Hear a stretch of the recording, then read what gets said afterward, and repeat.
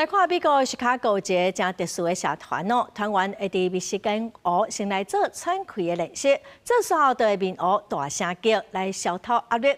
团员是讲哦，效果是个袂歹。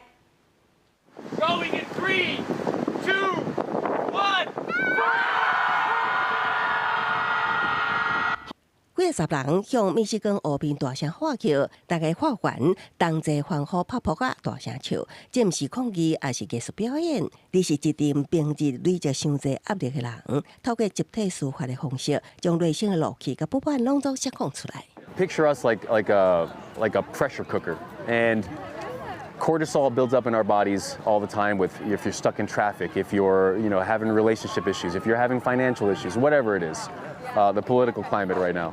And I think that if you don't find a healthy way to let that go, let it go, then what happens when the pressure cooker gets too pressurized, right? It explodes. 赫兰德兹6月份创办大声叫俱乐部，起因是伊甲女朋友冤家2个人，郁闷受气散步到湖边，临时起意向湖边大声叫，原本惊去干扰到人，所以就顺便邀请身份人同齐加入。And I just said, hey, look, we're about to scream into the lake. I'm so sorry to bother you.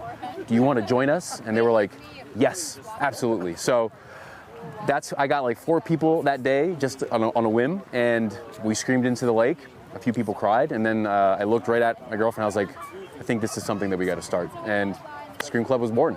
大声叫俱乐部规模为几个人慢慢变做几十人。但礼拜二固定约伫密西根湖边，赫兰德兹会先带领进行呼吸练习，所来就是进行3摆深沉的大声叫，透过集体发出声，团员同齐将累积的压力释放出来，做出净化心灵。